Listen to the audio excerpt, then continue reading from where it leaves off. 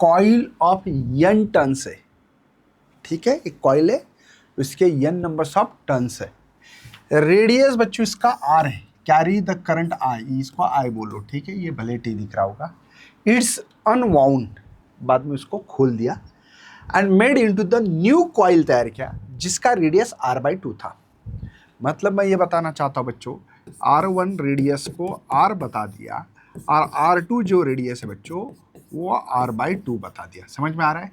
Same current passing through it, but current कैसे पास हो रहा है बच्चों? सेम हो रहा है। Percentage changes in magnetic momentum.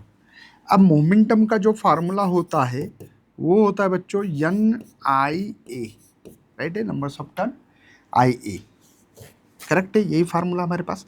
लेकिन A इज द एरिया, क्योंकि R दिया है तो M is equal to NI pi R²। ये जनरल फार्मूला बना सकता हूँ बच्चों मैं। किसका ये फार्मूला? मैग्नेटिक मोमेंट का फार्मूला है।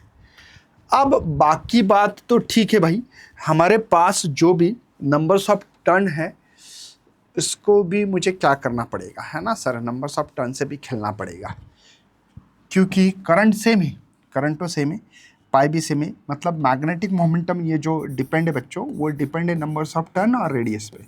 आर तो दिया है सर, n नहीं दिया, क्या करे सर? हमारे पास एक कॉइल थी n टर्न से पहले, ठीक है ना। आप लोग ऐसे मान सकते हो कि सर नंबर्स ऑफ टर्न के लिए n टर्न से बाद में जो है परसेंटेज चेंजेस अनबाउंड कर दिया, उसको न्यू कॉइल और रेडियस बदल दिया। तो मुझे क्या लगता है कि सर्कमफरेंस ऑफ सर्कल का फार्मूला पहले n टर्न्स का है, ये 2 पाई R N1 R1 बोलेंगे, चलेगा बेटा। सर्कमफरेंस ऑफ सर्कल का फार्मूला n टर्न्स है ना, सर्कमफरेंस ऑफ सर्कल का 2 पाई R है।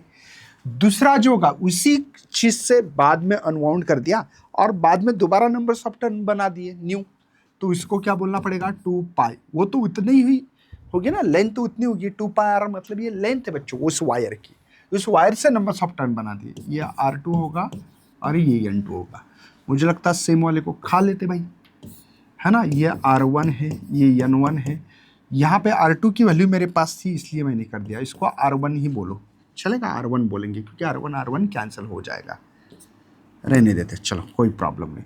डिवाइड बाई 2 और ये N2, तो यहाँ पे भी R1 गेट भी कैंसिल, तो N2 ये क्रॉस मल्टीप्लिकेशन 2N1, ये समझ में आना चाहिए था आपको मैंने क्या किया। चलेगा मेरे बच्चे? ओके। अब यहाँ पे एक काम करते हैं, न्यू जो है इसको M बोलते, डायरेक्टली प्रोपोर्शनल था हमारे पास, है ना, ये N2 R2 स्क्वायर, राइट है बच्चों। चलिए वैल्यू पुटअप करके कर देते हैं, M2 बोलेंगे इसको, तो ये इक्वल टू भी लिखा तो चलेगा। N2 की वैल्यू है 2N1, ओके, और R2 की जो वैल्यू है बच्चों वो है R1 बाई 2 का स्क्वायर, राइट है। तो मुझे क्या लग रहा है कि सर ये M2 इज इक्वल टू, ठीक है, ये 2 ये हो जाएगा 4 N1 R1 square. N1 R1 square, ये M1 directly proportional N1 R1 square लिख सकता हूं मैं, बात तो समझ में आ रही बच्चों। लेकिन यहाँ पे M2 इज इक्वल टू, ये है बच्चों M1, ओके, ये 2 2 जा मतलब M/2, M/2 मतलब आधा, मतलब 100% होंगे तो 100 क्या आधा, 50% होंगे, ये मानना पड़ेगा 50। समझ में आ रहा है बच्चों? तो M2 इज इक्वल टू ये जो है 50% ऑफ M1, 50% होगा बेटा। समझ में आ रहा है ना आपको?